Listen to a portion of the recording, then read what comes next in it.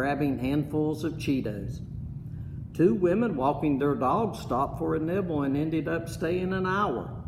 And 3 or 4 of the neighborhood mothers set up lawn chairs nearby and talked and ate pretzels while their kids ran through the water.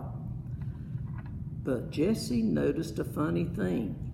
Even though there was an endless buzz of activity around the stand and the chips were flying out of the bowls faster than Megan could restock them, they weren't selling much lemonade. "Hey, Jordan," said Jessie as a 4-year-old boy ran by in a bathing suit. "Don't you want a cup of lemonade?" Jordan dive-bombed the pretzel bowl and came up with a fistful. "I had too much already, 4 glasses," and off he ran. "4 glasses," said Jessie to Megan. "He didn't buy any." "Mrs. Jordan, don't you want a cup of lemonade?" Jessie couldn't believe her eyes. "Sorry, Jessie, I have to pass," said Mrs. Jordan. "I had 2 already and I'm trying to cut down on sugary drinks." "Where's everybody drinking so much lemonade?" worried Jessie. She looked down the road. "Oh, wait a minute. Megan." "Hold down the fort," said Jessie. "I'll be right back." "Sure thing," said Megan, dancing to the music. "This lemonade stand was the greatest idea. It's like a birthday for the whole neighborhood." Jessie headed down the road, and as she rounded the bend, she prepared for the worst. Evan's lemonade stand crowded with customers. But there was nothing. Absolutely nothing. The corner was deserted. She crossed the street and went into the garage. There was the cooler, dirty and empty, and there were the stacked plastic chairs, 4 of them this time, and there was... Wait a minute. Those were new signs. Jessie pulled out 3 large pieces of foam core. On the back of each one was part of the penguin project Evan had done last year in 3rd grade. On the front were big letters. "Slow down. Cheapest lemonade in town ahead.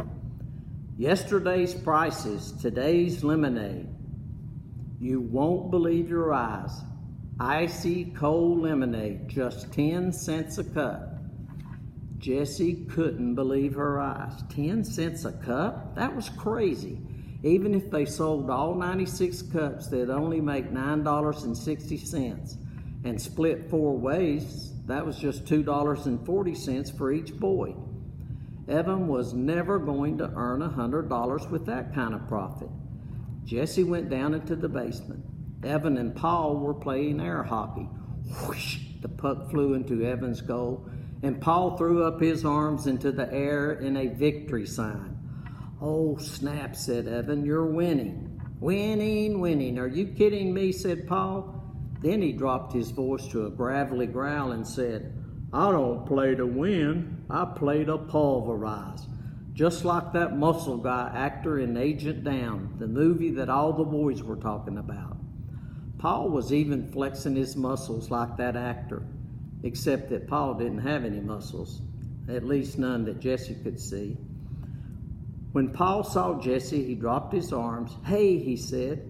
Paul was Jessie's favorite of Evan's friends. He'd always joked around with her, but in a nice way, and he never minded when Evan invited her to come along with them.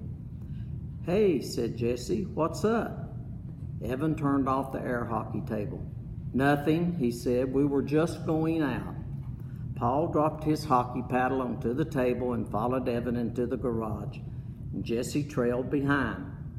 "Where are you going?" she asked.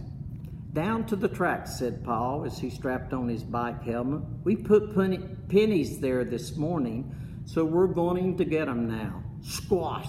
You wanna..." "Yo!" shouted Evan. "My bee," muttered Paul. "So see ya," he said to Jessie. Jessie hated this feeling of being shut out, like she wasn't wanted.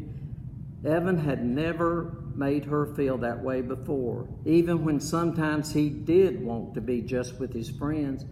He'd always say things like, "Jess, we're going to go shoot hoops, just the 2 of us, but when we get back, we'll play Spud with you," so that she knew he still liked her, even when she wasn't invited along. But this was like he hated her, like he never wanted to play with her again, and Paul was going right along with it. Jessie scowled. "So you really cleaned up today at the lemonade stand, huh?" she said. "Yep, we sold out," said Evan. "So what did you make, like $3? She asked. "Actually, we made a ton." "What was it, Paul?" $45, said Paul. Jessie's mouth went slack. $45? There's no way, she said. Not at 10 cents a cup. "Oh, just the little kids paid that," said Evan. "The grown-ups all gave us way more." "That's too cheap," they said. "It's such a hot day and you're working so hard. Here, take $1. Keep the change." It was crazy. "Unreal," said Paul. "They kept pushing all this money at us because they thought it was so sweet we were selling lemonade for a dime. We made a killing." Bright idea number 5. Jessie remembered it immediately. "That's called goodwill," she said slowly, picturing the exact page from her mother's booklet with the definition on it. Goodwill, an intangible but recognized asset that results from selling good products, having good relationships with your customers and suppliers, and being well regarded in the community. It's when you do something nice in business and it ends up paying you back with money, she sighed. Why hadn't she thought of that? She would be sure to tear out that definition and put it in her lockbox when she got back to the lemonade stand. "Well, whatever. We cleaned up," said Evan. "Even so," said Jessie, trying to find some way to prove that Evan had not had a good day selling lemonade. "You had 4 people working the stand, so if you split $45 4 ways, that's $11.25 each, which is way more than I'm going to make today," she thought, "since the whole neighborhood is already filled up on cheap lemonade." "We're not splitting," said Evan. "The guy said I could keep it all." "Right," said Paul, "all for a good cause." "That's not fair," said Jessie. "Sure it is," said Evan as he got on his bike and pushed off. "In case you didn't know, that's what it's like to have friends." Evan crossed the street. "Ouch," said Paul. "TTFN, Jess." He followed Evan. Jessie was left standing alone in the driveway.